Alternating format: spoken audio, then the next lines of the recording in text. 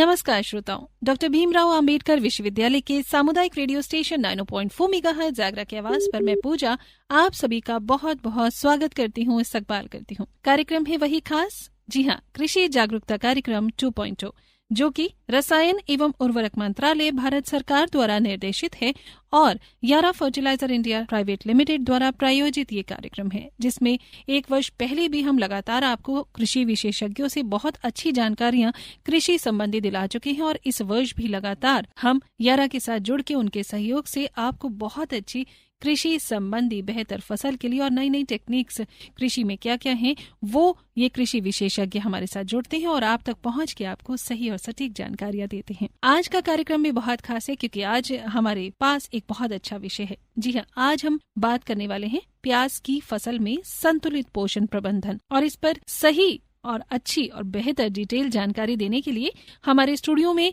Phone line पर मौजूद हैं हमारे साथ श्री विक्रम सिंह जी, जो हैं एरिया एग्रोनॉमिस्ट यारा फर्टिलाइजर इंडिया प्राइवेट लिमिटेड से। श्री विक्रम जी, आपका बहुत बहुत स्वागत है। नमस्कार। नमस्कार जी, सभी श्रोताओं का बहुत हार्दिक अभिनंदन है आज के इस रेडियो प्रोग्राम में। जी विक्रम जी, आपका भी बहुत अभिनंदन है क्योंकि आज विषय ही आप बहुत खास लेकर आए हैं। आज हम जानेंगे कि प्याज की फसल में कैसे संतुलित पोषण प्रबंधन किया जाए, क्योंकि श्रोताओं, प्याज एक बहुत ही महत्वपूर्ण नगदी फसल है जिसकी सही देखभाल और संतुलित पोषण से किसान भाई बहन अपनी आय में अच्छी वृद्धि कर सकते हैं। तो चलिए देर किस बात की है, विस्तार से चर्चा करते हैं अपने विशेषज्ञ श्री विक्रम जी से। विक्रम जी, आपसे सबसे पहले मैं इस विषय पर ये जानना चाहूंगी कि किसानों के जीवन में प्याज की फसल का आर्थिक महत्व क्या है और कितना है। पूजा जी, जैसे प्याज एक ऐसी फसल है, नगदी फसल में आता है और किसानों को आर्थिक लाभ होना चाहिए। उस उद्देश्य से देखें तो प्याज की फसल बहुत ही अच्छी मानी जाती है। अगर हम अच्छी मेहनत से और अच्छे रख रखाव से प्याज को कर लेते हैं तो हमारा उत्पादन 10 से 15 MT तक उत्पादन पर एकड़ के हिसाब से आ जाता है। और प्याज का रेट भी देखें तो 10 रुपए से नीचे नहीं रहता, जो रेट के हिसाब से भी देखा जाता है 1 से 1.5 लाख की फसल हमारी मिल जाती है पर एकड़। और ये भी जो फसल है वो 4 महीने की है, 4 महीने में पूरा कंप्लीट हो जाता है प्याज।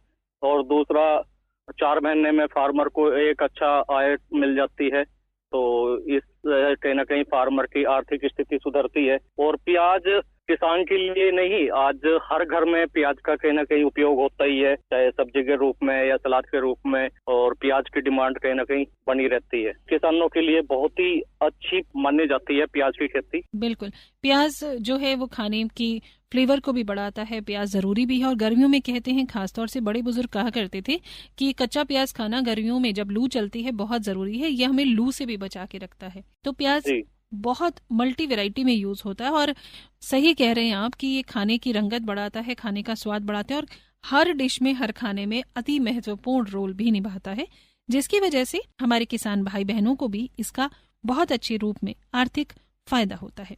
अगला सवाल जो हम आपसे जानना चाहते हैं वो इसी विषय से जुड़ा है कि प्याज की फसल में संतुलित पोषण का क्या महत्व है। संतुलित पोषण एक तरीके से देखा जाए, चाहे जो भी लिविंग चीज है उसमें संतुलित पोषण रहेगा तो कहीं ना कहीं उसका कोशिका, पौधे की बनावट, उसका उत्पादन हमें ज्यादा मिलता है। संतुलित पोषण से ही हम पौधे की बढ़वार अच्छी कर सकते हैं। जो प्याज का बल्ब बनता है, कंद बनता है, उसमें वजन बढ़ के आएगा और वो गुणवत्ता वाला जो उत्पादन हम लेना चाहते हैं वो संतुलित पोषण से ही आएगा। कोई भी न्यूट्रिशन की कमी की वजह से या ज्यादा होने की वजह से हमारी फसल में बीमारी के चांस ज्यादा बढ़ जाते हैं या हमारी फसल का उत्पादन भी अच्छा नहीं आता। तो उस हिसाब से हमें संतुलित पोषण अपनी फसल को देना चाहिए। जैसे हम बात करते हैं 17 न्यूट्रिशन में 3 हमें वायुमंडल से मिल जाते हैं, कार्बन, हाइड्रोजन, ऑक्सीजन। 14 न्यूट्रिशन हमें कहीं ना कहीं देने ही होते हैं, जिसमें 3 मुख्य होते हैं, बाकी सूक्ष्म पोषक तत्व बोल सकते हैं जो हमारी फसल को देना बहुत जरूरी है। और जितना अच्छा हम संतुलित पोषण देंगे उससे अच्छा उत्पादन हम अपनी फसल से लेके आएंगे। बिल्कुल, और सही पोषण प्रबंधन तो बहुत ही जरूरी है हर फसल में और इसका संतुलित होना भी बहुत ही महत्वपूर्ण है। तो अगर हम बात करें प्याज की फसल में संतुलित पोषण प्रबंधन की, महत्व तो आपने बता दिया, लेकिन क्या है इसका संतुलित पोषण प्रबंधन, जरा डिटेल में बताइए। संतुलित पोषण प्रबंधन के बारे में मैं बताना चाहूंगा। पहले तो आप मिट्टी की जांच जरूर करवाएं मिट्टी की जांच करवाने से आपको पता चल जाता है हमारे खेत में कौन सा न्यूट्रिशन ज्यादा है, किसकी कमी है। अगर मिट्टी की जांच हो जाएगी तो हमें पता चल जाता है ये खाद या ये न्यूट्रिशन हमें इसमें देना है, किसकी अधिकता है, किसकी कमी है, और हमें मिट्टी का पीएच और ये सारी चीजों की जानकारी मिट्टी की जांच से पता चल जाती है। तो मिट्टी की जांच आप कहीं भी केवीके या किसी भी अच्छे सेंटर से करवा सकते हैं, जिससे आपको रिपोर्ट जल्दी मिल जाए। जब आपका खेत खाली हो, आने वाली फसल हो, उससे पहले ही आप मिट्टी की जांच करवा ले, तब उसमें संतुलित पोषण लेके जाए और मिट्टी की जांच से आपको पता चल जाएगा। फिर आपको लेके जाना होता है बेसल डोज में कौन कौन से उर्वरक हमें देने होते हैं। तो बेसल डोज का मतलब जब हम खेत की जुताई उताई करते हैं, प्याज लगाने से पहले हम खेत में कौन सा खाद लेके जा रहे हैं, तो गोबर की खाद 10 से 15 MT जरूर खेत में डलवाए, और उससे कहीं ना कहीं मिट्टी का जीवांश कार्बन भी अच्छा बनेगा और जो हमारी आने वाली फसल है वो भी अच्छी बन के आएगी। साथ में हम कॉम्प्लेक्स फर्टिलाइजर में 11 मिला कॉम्प्लेक्स लेके जा सकते हैं 25 किलो पर एकड़ के हिसाब से। साथ में 50 किलो DAP और 25 किलो MOP और 5 किलो सल्फर, ये हमें बेसल डोज में अपनी फसल में लेके जाना चाहिए, जिससे हमारी फसल आने वाले टाइम में अच्छा उत्पादन देवे। जी जी, ये तो हुआ संतुलित पोषण प्रबंधन। अभी आपने बेसल डोज की बात की है, तो प्याज की फसल के लिए बेसल डोज में कौन कौन से उर्वरक देने चाहिए? पूजा जी, बेसल डोज में यानी कि सबसे पहले 11 मिला कॉम्प्लेक्स हो गया 25 किलो पर एकड़ के हिसाब से। साथ में 50 किलो DAP हो गया, 25 किलो MOP हो गया, 5 किलो इसमें सल्फर लेके जाना चाहिए बेसल डोज में। यानी कि जब हम प्याज की ट्रांसप्लांट करने जा रहे हैं उससे पहले हमें खेत में ये डलवा देना चाहिए। और आप भी जानते हैं जब हम बेसल डोज में जो भी फर्टिलाइजर देते हैं वही हमारा फाउंडेशन तैयार करके देता है, और जितना फसल का फाउंडेशन तैयार होगा उतनी अच्छी ग्रोथ, उतना ही अच्छा उत्पादन हम अपनी फसल से ले सकते हैं। बहुत ही अच्छी, सही और उचित जानकारी आप हमारे साथ साझा कर रहे हैं। अगला सवाल हम आपसे यही जानना चाहते हैं कि मुख्य पोषक तत्व आपने जैसे जिक्र भी किया, जैसे कि नाइट्रोजन है, फास्फोरस है और पोटाश है, इनका प्याज की फसल में क्या और कितना महत्व है? मुख्य पोषक तत्व मतलब जिनकी जरूरत हमें ज्यादा मात्रा में होती है उसे हम मुख्य पोषक तत्व बोलते हैं। इसमें नाइट्रोजन है, फास्फोरस है, पोटाश है। नाइट्रोजन का जो काम होता है, नाइट्रोजन पौधे की ग्रोथ को लेके आता है, उसमें क्लोरोफिल को अच्छा बनाता है, जिसे हम ग्रीनरी भी बोल सकते हैं। और जितना अच्छा क्लोरोफिल बनेगा उतना अच्छा पौधे में प्रोटीन बन के आता है, और पौधे में जितना अच्छा प्रोटीन और उसका क्लोरोफिल और बढ़वार अच्छी होगी, नाइट्रोजन का मेन रोल ये होता है। फास्फोरस दूसरा जो हम देते हैं, फास्फोरस के लिए DAP या जो भी फर्टिलाइजर डाल रहे हैं, फास्फोरस बेस तैयार करता है, यानी कि जड़ों का निर्माण करता है, और जितनी अच्छी जड़ें बन के आएगी उतना ही हमारा उत्पादन अच्छा आएगा। जड़ों की रोल, जो अच्छी जड़ बनाने का काम है वो मेन फास्फोरस का होता है, तो फास्फोरस से जड़ों का निर्माण होता है। तीसरा जो हम पोटाश देते हैं, पोटाश से हमारी फसल की जो गुणवत्ता है, उसका जो विकास है, क्वालिटी है, शाइनिंग है, और उसको स्टोर करने की क्षमता, वो सारी चीजें हमारी पोटाश से मिलती है। तो ये तीनों मुख्य पोषक तत्व बहुत जरूरी है। उसी हिसाब से हमें नाइट्रोजन जो हम अपने खेत में डलवाते भी हैं वो 2 से 3 टाइम डाला जाता है 35 किलो के हिसाब से अपने प्याज की खेती में। और इसी तरीके से हम बेसल डोज में अपना DAP लेके ही जाते हैं। DAP जब हम लेके जाते हैं तो DAP से हमें नाइट्रेट फॉर्म में नाइट्रोजन मिल जाता है और दूसरा फास्फोरस मिल जाता है। फास्फोरस जब हम अपने खेत में 11 मिला कॉम्प्लेक्स भी डलवा रहे हैं, 11 मिला कॉम्प्लेक्स भी एक घुलनशील फर्टिलाइजर है जिसमें 9 पोषक तत्व मिलते हैं, 3 मुख्य 6 सूक्ष्म पोषक तत्व। और शुरुआती स्टेज में जितना अच्छा घुलनशील फर्टिलाइजर हमारी फसल को मिल जाता है उससे उतनी ही अच्छी जड़ों का विकास होता है। हम जो DAP भी साथ में डालते हैं, DAP में जो फास्फोरस होता है वो ऑर्थोफास्फोरस होता है। शुरुआती स्टेज में जल्दी से नहीं मिलेगा, क्योंकि जहां भी हम फास्फोरस डाल देते हैं वहां पे फास्फोरस डालने के बाद में जब तक वो जड़ उसकी नहीं बनेगी तब तक वो जड़ों से फास्फोरस ले ही नहीं पाएगा। अगर जड़ के पास में जब DAP या फास्फोरस आता है वो तभी लेना स्टार्ट करता है, अगर दूर पड़ा हुआ है तो उसे फास्फोरस को ले ही नहीं पाएगा। 11 मिला कॉम्प्लेक्स में यही है, इसकी घुलनशीलता अच्छी है और पौधे को जल्दी से मिलना स्टार्ट हो जाएगा। इसमें चैन के रूप में भी फास्फोरस आपका मिलना स्टार्ट हो जाता है। और शुरुआती स्टेज में जब पौधे को अच्छे 9 न्यूट्रिशन मिलते हैं, 3 मुख्य और 6 बन के आती है। तो इसमें जो पोटास की भी देखते हैं 11 मिला कॉम्प्लेक्स में, इसमें पोटास भी आपका एसओपी ग्रेड का है। एसओपी ग्रेड मतलब सल्फेट ऑफ पोटास होता है, जो एक अच्छी क्वालिटी वाला पोटास होता है। पोटास प्याज को स्टोर करने के लिए और उसकी गुणवत्ता सुधारने के लिए बहुत ही मुख्य पोषक तत्व है, उसके लिए बहुत जरूरी है। बहुत अच्छी जानकारी आप हमारे साथ साझा कर रहे हैं। आज प्याज से संबंधित हम बात कर रहे हैं, प्याज की फसल में संतुलित पोषण प्रबंधन। ये टॉप ड्रेसिंग क्या है, सरल शब्दों में बताइएगा, और साथ ही साथ टॉप ड्रेसिंग को कब और कैसे करना चाहिए? टॉप ड्रेसिंग में हम यूरिया और साथ में कैल्शियम और पोटास को लेके जा सकते हैं। ये हम पोटास की मात्रा प्याज में हम 3 टाइम लेके जाते हैं। एक तो अपना बुआई के टाइम पे जो बेसल डोज में है। टॉप ड्रेसिंग में जब हमारे प्याज 35 से 40 दिन की हो जाए, उस टाइम पे हम पहला फर्टिलाइजर लेके जाते हैं। उसमें 35 किलो यूरिया होता है, साथ में 25 किलो 11 लीवा नाइट्राबोर यानी कि कैल्शियम लेके जा सकते हैं, और 25 किलो पोटास। ये हम पहला फर्टिलाइजर टॉप ड्रेसिंग में डालते हैं। दूसरा जो फर्टिलाइजर है वो 55 से 60 दिन में हम डलवाते हैं प्याज में।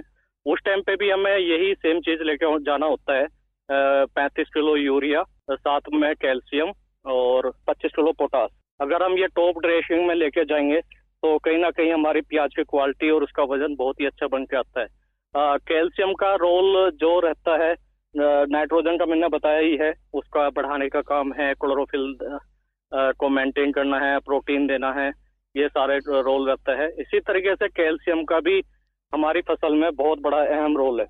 कैल्शियम जब हम डालते हैं तो कैल्शियम से हमारे प्लांट की जो सेल बन रही है, कोशिकाएं बन रही है, उसको बनाने के लिए कैल्शियम बहुत बड़ा रोल अदा करता है।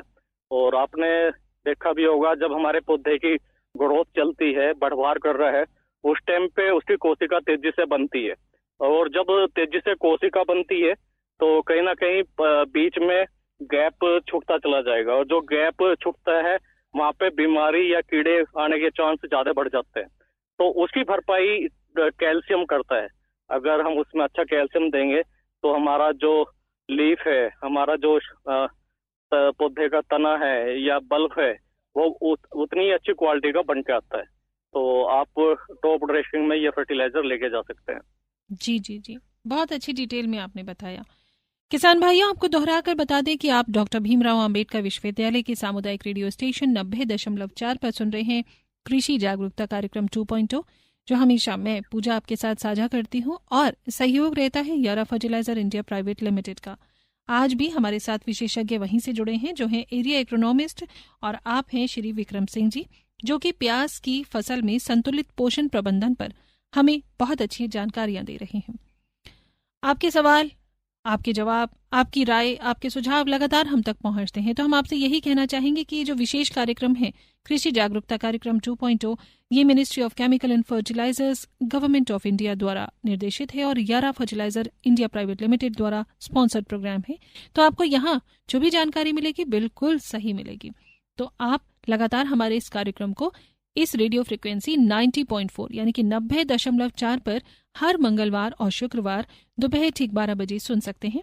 कभी मिस हो जाए तो पुनः प्रसारण ठीक 12 बजे अगले दिन होता है। और अगर तब भी आप ये कार्यक्रम नहीं सुन पाए और जानकारी लेना चाहते हैं, अपने दिल की बात भी कहना चाहते हैं, विशेषज्ञ तक पहुंचाना चाहते हैं, तो हमारा YouTube पेज है 90.4 आगरा की आवाज। आप वहां पर जाके सारे कार्यक्रम देश दुनिया के किसी भी कोने में किसी भी समय बैठकर देख सकते हैं, जान सकते हैं, समझ सकते हैं, और उसी के माध्यम से अपने संदेश भी हम तक पहुंचा सकते हैं। जैसे कि लगातार किसान भाई भेज रहे हैं अपनी राय भी, और अगला कार्यक्रम या कौन सी जानकारी वो सुनना चाहते हैं वो भी हमें आप भेज रहे हैं। तो दोबारा लौट कर अपने विषय पर आते हैं। हम बात कर रहे हैं आज प्याज की फसल में संतुलित पोषण प्रबंधन पर। टॉप ड्रेसिंग आपने बताया, आपने ये भी बताया कि बेसिल डोज और साथ ही साथ मुख्य पोषक तत्व कौन से हैं, किस तरह उनका इस्तेमाल करना चाहिए। अब हम कुछ माइक्रो न्यूट्रिएंट्स की बात करते हैं, यानी कि सूक्ष्म पोषक तत्व। इनका फसल में क्या रोल होता है विक्रम जी? पूजा जी, जैसे मुख्य पोषक तत्व का रोल होता है, उसी तरीके से सूक्ष्म पोषक तत्व का भी बहुत अहम रोल होता है।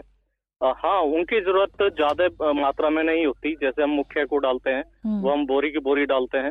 जो सूक्ष्म पोषक तत्व होते हैं उनकी मात्रा कम डाली जाती है। तो ये कहीं ना कहीं हमारे पौधे की हेल्थ, इम्यूनिटी, उसके जो भी हार्मोन्स, विटामिन, प्रोटीन्स साइटोकाइंस जितने भी बनते हैं उनमें कहीं ना कहीं माइक्रोन्यूट्रिएंट का बहुत अहम रोल रहता है। अगर हम अपनी फसल में अच्छे से माइक्रोन्यूट्रिएंट डाल रहे हैं तो हमें अलग से उसमें कोई भी हार्मोन्स वाला टॉनिक या अलग से स्प्रे करने की जरूरत नहीं रहेगी, क्योंकि सारी चीजें अगर हमारे खाने में ही मिल जाए तो हमें अलग से कोई भी प्रोटीन या साइटोकाइंस लेने की जरूरत नहीं है। तो प्लांट को अगर हम माइक्रोन्यूट्रिएंट अच्छा दे रहे हैं तो वो उसकी बढ़वार, कंद का साइज, क्वालिटी, तीखापन, ये सारी चीजों में अहम रोल अदा करते हैं।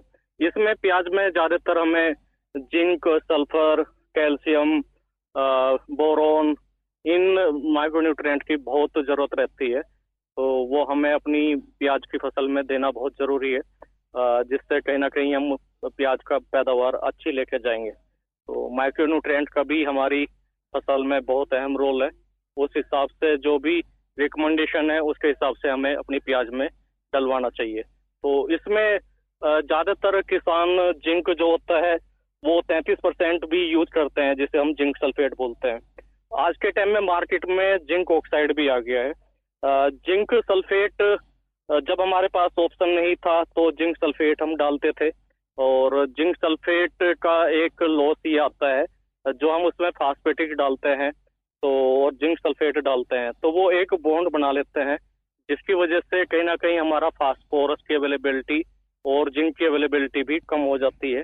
कुछ टाइम तो हमारी खेती में, हमारी फसल में जिंक आपको दिखाई देगा कि मिल रहा है, पर कुछ टाइम बाद में जिंक की कमी पाई जाती है। आपने सुना भी होगा, जो भी सर्वे भी आता है, कि आज हमारे बॉडी में या हमारे खेतों में जिंक की कमी पाई जाती है, पर किसान कहीं ना कहीं थिल्ले फिर भी डालते हैं, फिर भी जिंक की पूर्ति नहीं हो रही है।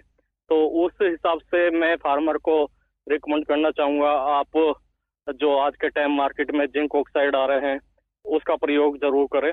जिंक ऑक्साइड का फायदा ये है, आप इसे किसी भी फर्टिलाइजर के साथ में मिला के या स्प्रे भी करवा सकते हैं। आज के टाइम में कोटेड करने वाला जिंक भी मिलता है और स्प्रे के लिए भी मिलता है। तो स्प्रे में जिंक ऑक्साइड देने का फायदा यही होगा, प्लांट में जल्दी से जिंक आपका अवेलेबल हो जाएगा, और जो भी उसका काम करने का तरीका है, जिंक का कार्य है, वो अपना पूरा करना स्टार्ट हो जाता है। तो जिंक ऑक्साइड एक फार्मा ग्रेड का ही जिंक होता है। इसका कोई भी साइड इफेक्ट हमारी मिट्टी या हमारे प्लांट या किसी भी जिंदा चीज पे नहीं पड़ेगा। तो आप जिंक ऑक्साइड लेके जा सकते हैं। इसी तरीके से अगर हमें प्याज में बोरोन भी देना पड़ रहा है तो अभी तक हम 20% बोरोन यूज करते हैं। तो वो भी सोडियम बेस होता है। सोडियम बेस और पाउडर फॉर्म का एक लॉस ये होता है, जब हम स्प्रे करते हैं वो तो टंकी में नीचे बैठता चला जाएगा, और जहाँ पे लास्ट स्प्रे डलता है उसका नेगेटिव इम्पैक्ट भी हमारी फसल पे देखने के लिए मिल जाता है। तो उसमें जो लिक्विड बोरोन आता है उसका आप यूज कर सकते हैं। उससे कहीं ना कहीं ज्यादा फायदा भी मिलेगा और आपकी फसल भी अच्छी बनी रहेगी। उसका कोई भी आपकी फसल पे नेगेटिव इम्पैक्ट भी नहीं आएगा और उसका फायदा लंबे टाइम तक आपको मिलता रहेगा। ये तो बहुत ही उपयोगी जानकारी आपने हमारे साथ दी है कि माइक्रो न्यूट्रिएंट्स जो हैं वो बहुत मुख्य रोल निभाते हैं फसल को बेहतर करने में, लेकिन बहुत ज्यादा क्वांटिटी में इस्तेमाल भी नहीं होते हैं, और इनका सही तरीके से कैसे इस्तेमाल करना चाहिए आपने वो भी बताया। विक्रम जी, प्याज की फसल में कैल्शियम और सल्फर, इसका क्या महत्वपूर्ण रोल है, इसको जरा बताइए हमें।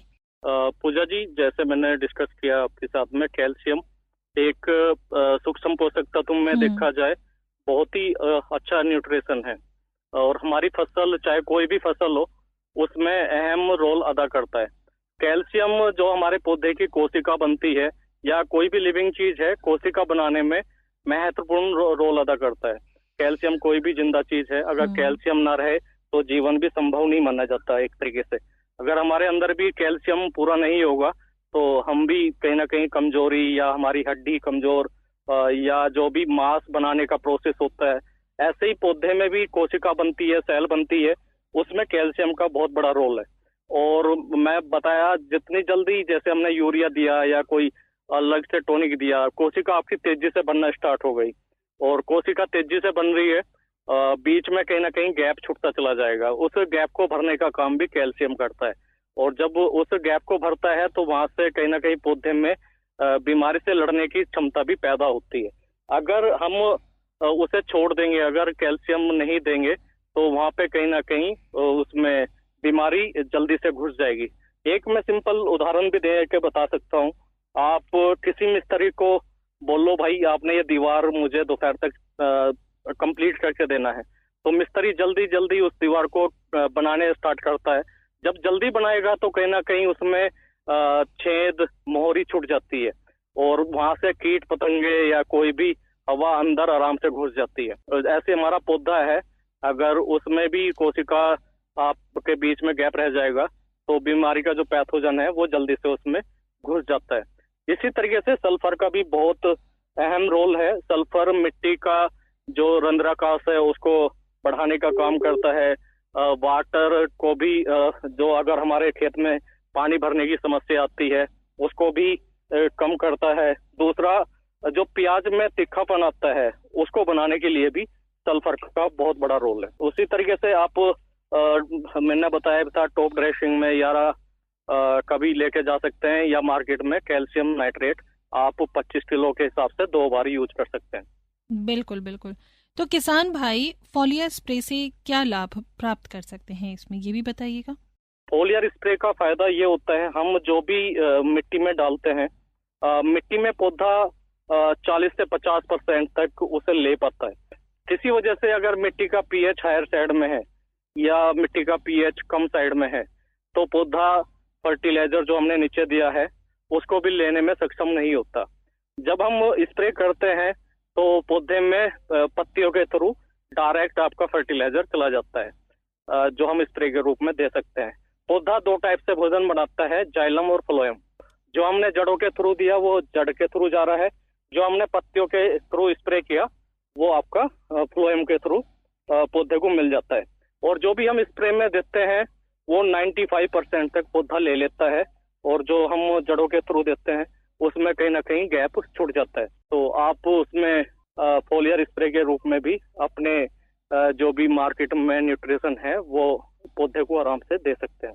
ये तो बात हुई कि कैसे हम पोषण प्रबंधन का ध्यान रखें, लेकिन ये भी बताइएगा कि प्याज की फसल में पोषक तत्वों की कमी के लक्षण हमारे किसान भाई बहन कैसे आसानी से पहचान सकते हैं और उनका सही समाधान क्या है?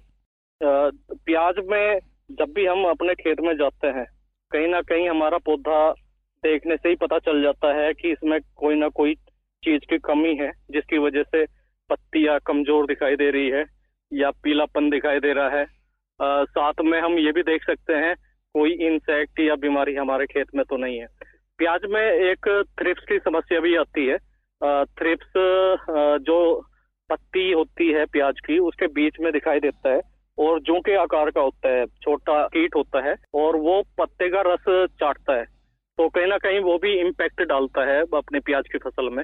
और प्याज में अगर आपको पत्तियां पीली पड़ रही है, ऊपर से टिप बराबर से टिप सूखती जा रही है, बैंगनी कलर आ रहा है, बैंगनी कलर आ रहा है तो फास्फोरस की कमी है। अगर उसमें पीलापन आ रहा है साइड से तो कहीं ना कहीं उसमें मैग्नीशियम, कैल्शियम और जिंक की भी कमी आपको देखने के लिए मिल सकती है। तो आप पौधे को देख के भी महसूस कर सकते हैं कि इसमें कोई ना कोई पोषण की कमी हमें नजर आ रही है। जी जी, और ये जानना भी बहुत जरूरी है। पीलापन आपने बताया, अंदर से खोखलापन और एक अंदर से वो जड़ टाइट निकल के आती है, वो किस कारण हो जाती है? वो एक बीमारी का लक्षण होता है जो प्याज के अंदर पाया जाता है। वो बीमारी का इलाज हमें थायोफिनेट मिथाइल डाल के हम उसका रोक सकते हैं। जी, और गर्मी के मौसम में प्याज को अगर ज्यादा देर तक धूप में खुला रखा जाए, जैसे ज्यादातर महिलाएं छील कर उसको आधा छील कर काट कर रसोई में खुला रख देती हैं, बहुत जल्दी वो खराब भी हो जाता है। तो ये सब किस कारण से रहता है? पूजा जी, ये अगर हम संतुलित पोषण नहीं देंगे तो संतुलित पोषण की कमी की वजह से ये समस्या हमें देखने के लिए मिलती है। तो अगर हम अपने खेत में संतुलित पोषण प्रबंधन रखेंगे तो ये समस्या भी मिनिमाइज हो जाती है। और दूसरा, ज्यादातर हमें जो प्याज रखनी चाहिए वो खुले एरिया में और छांव में रखनी चाहिए जहाँ पे हवा भी लगती रहे, तो हमारा प्याज खराब नहीं होगा। जी जी, एक चीज और बताइएगा, कौन सा प्याज ज्यादा अच्छा होता है? मतलब एक प्याज होता है रंगत अच्छी है लेकिन बहुत सारे छिलके हैं उसमें, और एक प्याज है कि उसमें कम छिलके हैं और नॉर्मल सा दिखता है। कौन सा प्याज सेहत के हिसाब से अच्छा होता है? वैसे पूजा जी मार्केट में वैरायटी के ऊपर ही ये सारा जो कलर है वो डिसाइड होता है किस टाइप का उसका जेनेटिक कैरेक्टर है। ज्यादातर नासिक रेड वैरायटी ज्यादा चलती है और यूपी में कुछ देसी वैरायटी भी फार्मर लगाते हैं। तो देसी वैरायटी भी अच्छी मानी जाती है खाने के योग्य।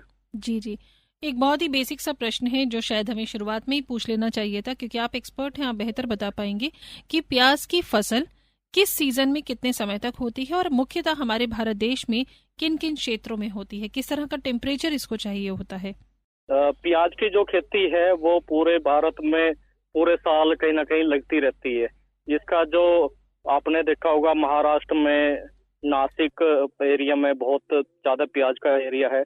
उसके अलावा आंध्रा है, कर्नाटका है, तमिलनाडु है, उत्तर प्रदेश में भी प्याज लगता है, एमपी में प्याज लगता है। तो ये बहुत बड़ा प्याज का एरिया पाया जाता है। और इसके लिए जो टेम्परेचर है हमारे यहाँ पे ज्यादातर फार्मर जो लगाते हैं वो जनवरी फरवरी में प्याज की रोपाई करते हैं और 4 महीने का इसका मेन सीजन रहता है। और कुछ एरिया में प्याज आपका अगस्त सितंबर अक्टूबर तक भी बुआई किया जाता है। इसके लिए जो टेम्परेचर रहता है बुआई के टाइम पे वो 25 डिग्री तक अच्छा सुटेबल टेम्परेचर माना जाता है। उस हिसाब से आप प्याज की रोपाई कर सकते हैं। जी जी जी, तो जब हम इतनी बात कर रहे हैं तो ये भी बता दीजिए कि प्याज की फसल में जैविक खाद और वर्मी कंपोस्ट का उपयोग किस प्रकार लाभकारी होता है, ये जानना बहुत जरूरी है हमारे किसानों को। पूजा जी मैंने शुरुआत में ही बताया था, हमें जब हम अपनी प्याज की खेती की रोपाई करने जा रहे हैं तो हमें बेसल डोज में 10 MT गोबर की खाद जरूर लेके जाना चाहिए। किसान क्या करते हैं गोबर की खाद भी अच्छी तरीके से नहीं बनाते, कहीं ना कहीं वो अच्छा बना हुआ खाद नहीं होता। किसान भाई करते क्या है उसे रोड के किनारे डाल देते हैं और जब हमारा बरसात होती है या गर्मी पड़ती है तो उसमें जो भी न्यूट्रिशन होता है वो लीच होके बाहर निकल जाता है। तो उसके लिए आप अच्छे गड्ढा बनाओ ऊंचाई पे और उसी में ही अपना गोबर है, जो भी आपके पास में बचा हुआ पत्ते हैं या किसी भी फसल का अवशेष बचा हुआ है वो उसमें डाल लें और जब गड्ढा भर जाए उसे ढक दें। उसे 1 साल तक अच्छे से सड़ने दें और अच्छा खाद जब बन जाए उसे तब खेत में हमें डालना चाहिए। हमें जब हम जैविक खाद खेत में डाल लेंगे वो हमारी मिट्टी का जीवांश कार्बन बढ़ाने का काम करता है और मिट्टी का जितना अच्छा जीवांश कार्बन रहेगा उतना ही अच्छा हम उत्पादन ले सकते हैं।